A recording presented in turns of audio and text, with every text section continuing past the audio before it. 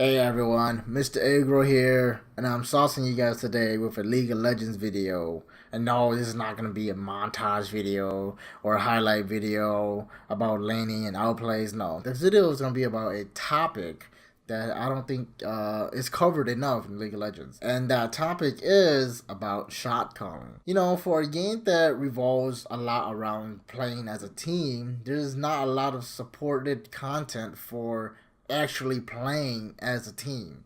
Most of the things that you find out there right now is just directed towards more of playing solo, you know, how to be a better player by yourself, but they don't really give you the amount of content that helps you learn beyond that. Having a good shot caller could make the difference between player skill gaps. So let's just jump right into and review a game that I played years back in a local tournament that I participated in with a group of friends. And let's just see the mind of shot caller. Okay, so the game I'm going to be showcasing today is going to be our final game, the third game of a best 2 out of 3 for semifinals. And my team's going to be the purple side, indicated here. Boom.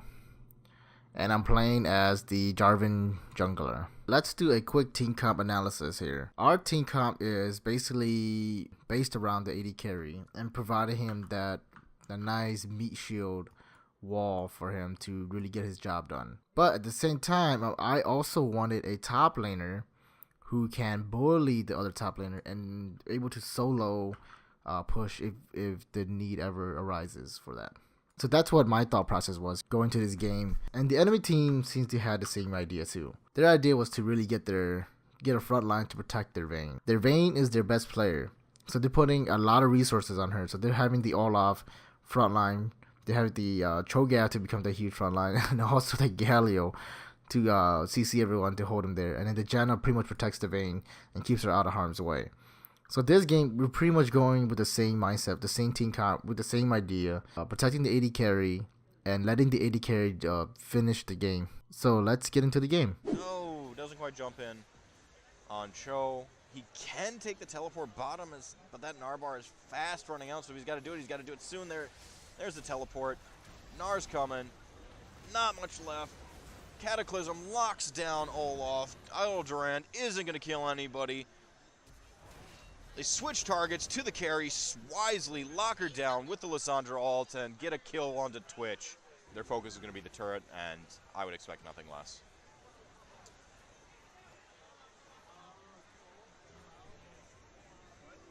So Cho'Gath chose to go after the turret rather than teleport down. He's not going to be able to get it. I mean, he's got some backup coming in the form of some minions. Meanwhile, Dragons, in all likelihood, unless we get a hero steal here, all likelihood going to go. Sissy Whippers pick up a dragon for their efforts after they pick up 2 kills, and Cho'Gath just barely doesn't get the top lane turret. Okay, let's do a quick analysis of Dragon team fight that's going to happen right now. It seems like a regular small dragon skirmish, but in reality, there's a lot of thinking behind this. So from a shot caller standpoint, I'm going to show you guys what I'm thinking. So right now at the moment, we have no wards on dragon. We have no idea how low the dragon has gone. So what's going to happen is that I want the Alistar to come forward and drop a ward right here, somewhere close, so we can see how much HP the dragon has. If the dragon is too low, then there's no point in us committing to this fight, because then Olaf is just going to smite it and get away. So I want to see vision of the dragon. Not only that, but by dropping this ward here, when Alistar comes up and he drops a ward, it allows our top laner, Gnar, to teleport to that ward and provide backup for the team fight. So we know they're taking dragon, so we're going to come in and contest it. So that's the first thing that's going to happen. And what I'm going to do, I want to reposition myself to engage. And what I want to avoid at all costs is this chokehold right here where we are funneling in. Galio by himself could just walk up in here and zone all of us out with his ulti. This is back in season 6. So Galio, this is the old Galio with his AoE taunt ulti. Not only that, but it makes it a lot harder for us to even approach the Vayne, who's going to join the fight in a bit. Because of the Janna. The Janna's here and pretty much gives us that chokehold. She's able to Tornado and Monsoon is back. So I'm trying to avoid fighting that chokehold at all costs. So I'm just gonna play it, and then we're gonna see where it goes. On Cho, he can take. All right, so right here, you're a little further in. Alice already walked up, already placed that ward, so we see the HP on Dragon. So now we realize, okay, this is worth contesting the fight. I'm gonna walk up this way, once I said, like I said, and reposition myself for engage. Not only that, but because I'm walking this way, I'm also sweeping for wards. I'm trying to look for where the enemy team could potentially put wards for Cho'Gath to teleport to. So I'm already trying to think of our escape route. If things go south, we could head up this way, and we can head up this way. I'm trying to look for ward and sweep all the wards and trying to find information on where the enemy team places wards so I could avoid running in a direction where Cho'Gath could teleport in and cut us off. So let's continue. The teleport bottom is, but that Narbar is. Okay, so you can see that my Oracle pop. This is what I'm talking about, the chicken buff. So back in Season 6, when you smite camps, jungle camps, they give you a small buff. The chicken buff that when you smite will give you an Oracle that will activate whenever you are near a ward, an enemy ward, and it will give you vision of that ward. So because my Oracle proc, I know for a fact that there is a ward up here, right? Either there's a ward up here in the bush or a ward here in this bush. So let's look at the minimap real quick. So there's either a ward up here in this brush or a ward down here. Okay, so now I know this is a bad spot. We cannot retreat that way. And if Cho'Gath wanted to teleport in, I know exactly where he's gonna teleport in. So now I'm gonna call for my team to engage. Okay, so I seen those wards. I know that, you know, we're pretty much clear here, right? Everything here from this point on is clear. No wards. So I'm gonna call Nar in to help contest this dragon. Fast running out, so he's got to do it. So Nar teleports in. I'm engaging already and ulti. Even though Cho'Gath had teleport, I knew exactly, or I have a rough idea of where he could have teleported to. He could have still teleported here in this bush, or here in this bush. And if he would have teleported in those two areas, we could have easily just backed out. Right? Easily just made our way back out and didn't have to take this fight. But because I knew that he couldn't teleport behind us and catch us off guard, I was willing to make the call to take the fight. Alright, so let's move on to the next example. So Sissy Whippers are a little bit more confident. They're playing up a little bit more than what they were before. They're actually trying to press this. J4 caught out. The rupture lands. He's going to cataclysm right in. Lot of damage. The feast occurs. The true damage. He's dead. Olaf gets deleted on the other end by Master Kid. Master Kid in there with the spray and pray. Janna trying to help them disengage. Does successfully. So far we just have a 1-for-1, but P5 keep their eyes on the prize. They're after this inhibitor. They've got empowered minions pushing onto that Nexus turret, and they're sticking around. Vayne condemns Twitch away. It doesn't secure the kill. That cost her.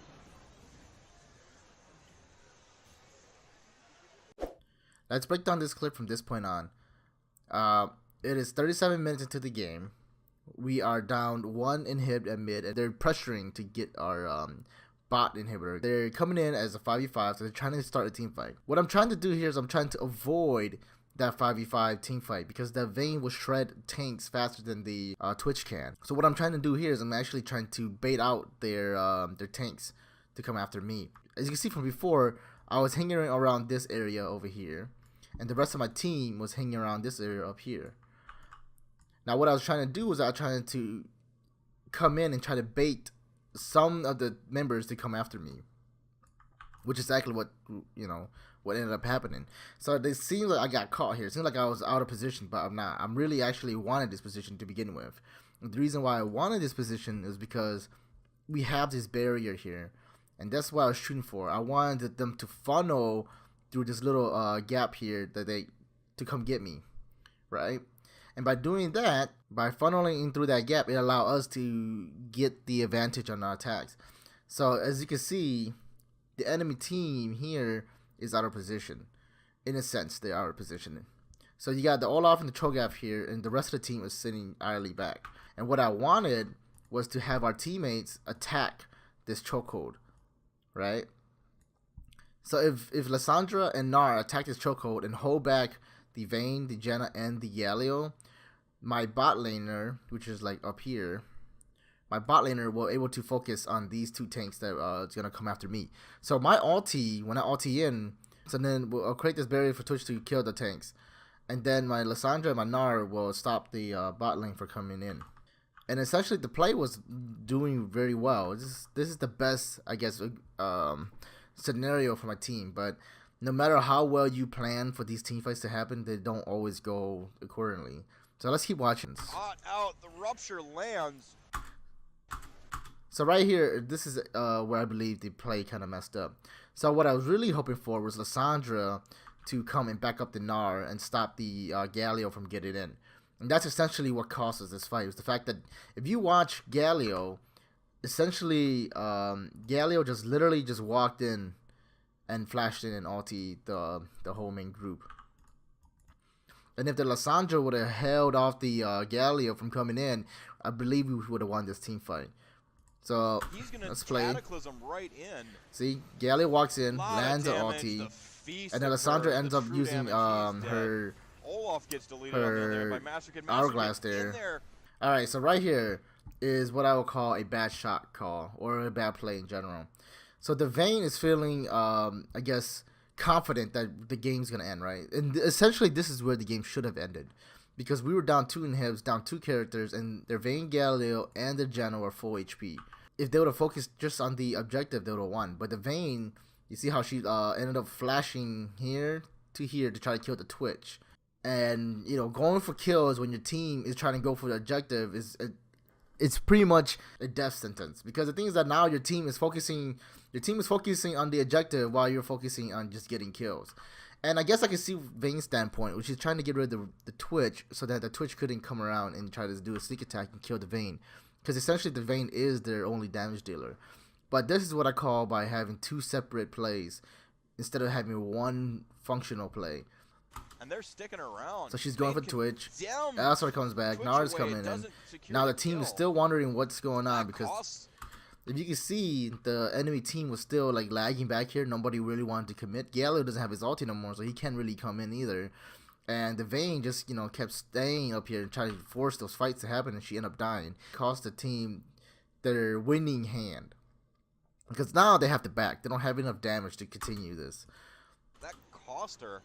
So they eventually had to end up going back. So just a chunk of gold. Olaf caught out. Gonna Ragnarok his way out. Once more, I Throw Cards is well ahead of the fight to just kind of get wrecked. Double kill, though, for Twitch.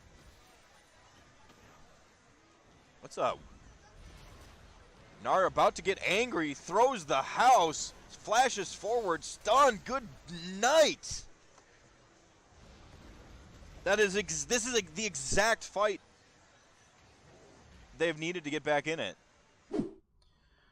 Alright, so on this clip here, we are 40 minutes into the game. Everyone has respawned, and their enemy team is trying to grab our respawned mid inhibitor. Bot inhibitor is down, and with a huge minion wave coming in to come crash into our last remaining Nexus tower. Cho'Gath is pushing top lane.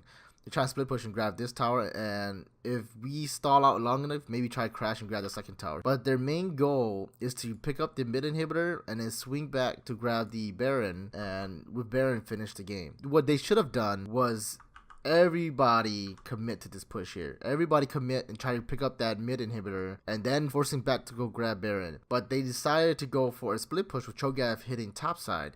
At this late in the game, this tower doesn't mean anything.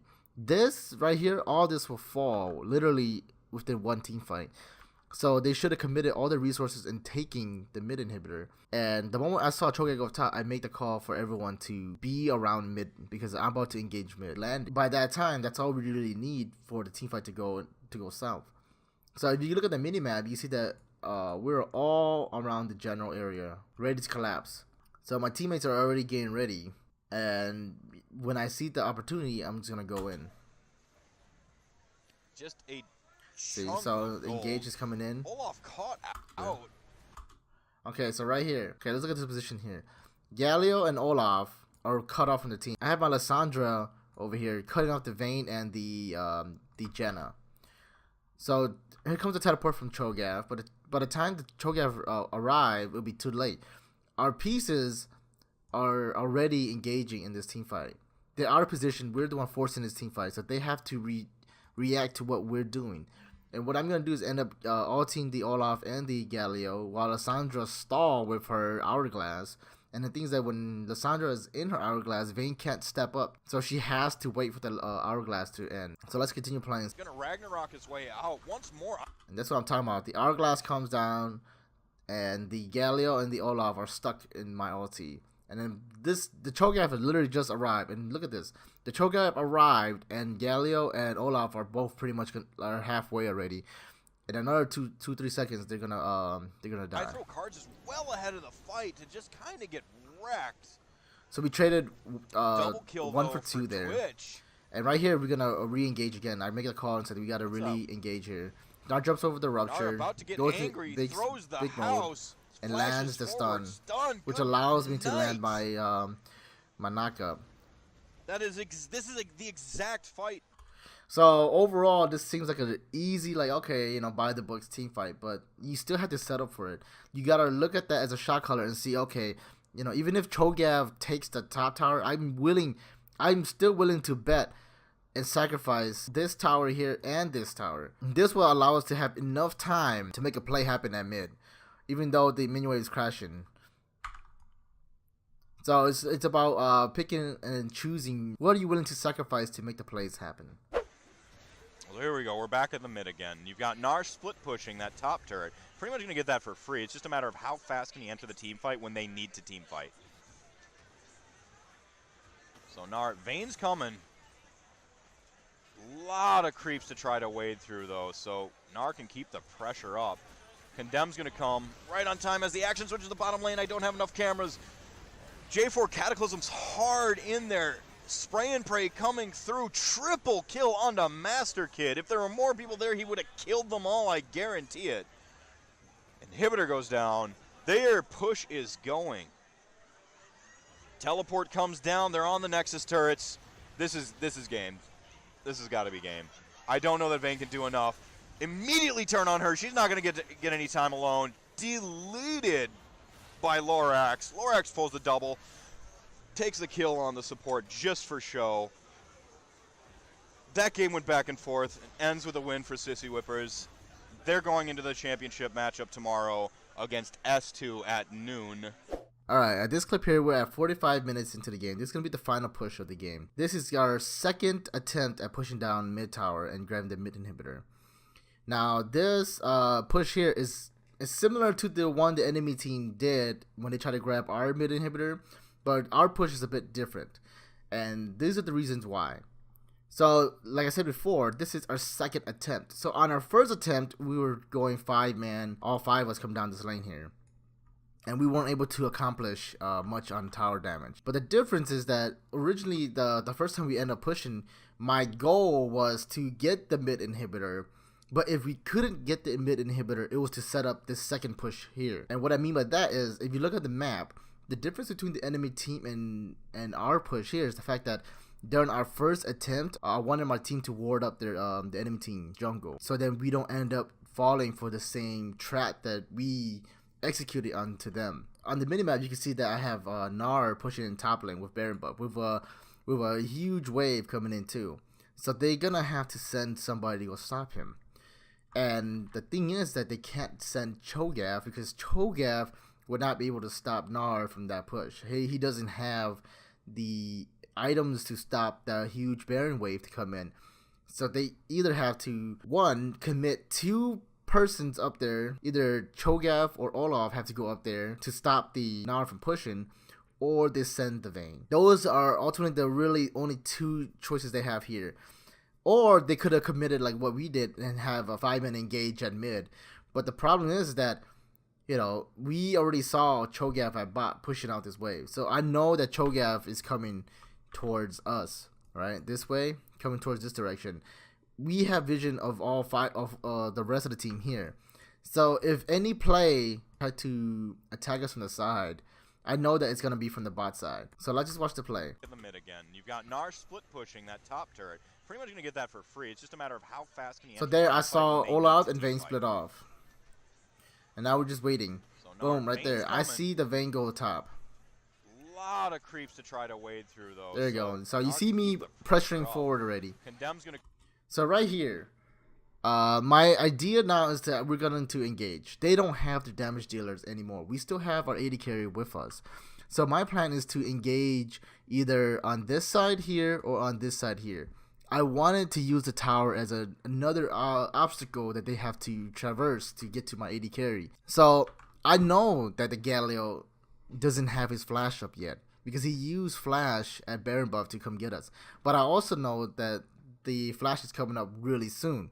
So my plan here is to either grab the Galio, the Cho'Gath, or the Olaf. Knowing that Galio doesn't have flash, I know that Alistar could easily stop that approach from happening.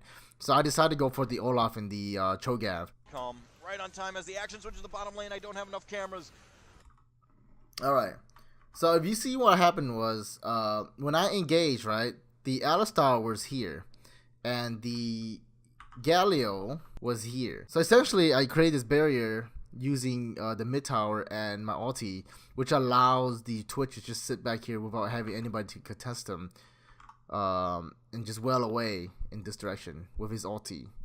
So he's gonna shred Olaf and the Cho'Gath together, and Galio is sit in the back, and he has nothing. There's nothing he could do. He doesn't have flash to come in, so his only option was to come in this way and stop the Twitch with his ulti. So if the Galio decided to move this way, Alistar was there to engage him and knock him back. So at this point, I really put them in a really bad position where they couldn't do anything about this team fight from happening. They couldn't stop this team fight from happening. J4 Cataclysm's hard in there. Spray and pray coming through, triple kill. And then that ended up getting us a triple kill. And then Vayne's gonna eventually join this fight, but at this time it's too late. She doesn't have her front line that she needs.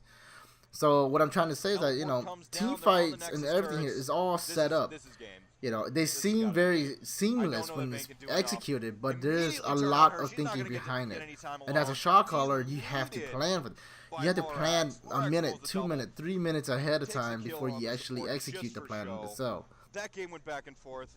Let me know if you guys like this analysis breakdown, because I enjoy making these, and I think that these videos really help showcase that shot calling requires a lot of work, a lot of thinking involved. You gotta think like chess, where you gotta think 2-3 steps ahead. Like that last team fight, Galio had his flash coming up really soon, and if he would have had his flash, who knows how that team fight would have happened. But the thing is that if you keep track of all these resources, you know how to abuse them and use them to your advantage. So let me know if you guys want more of these videos. I wouldn't mind making more of them. And yeah, leave a like, comment, subscribe down below, and I'll catch you guys the next time. Peace!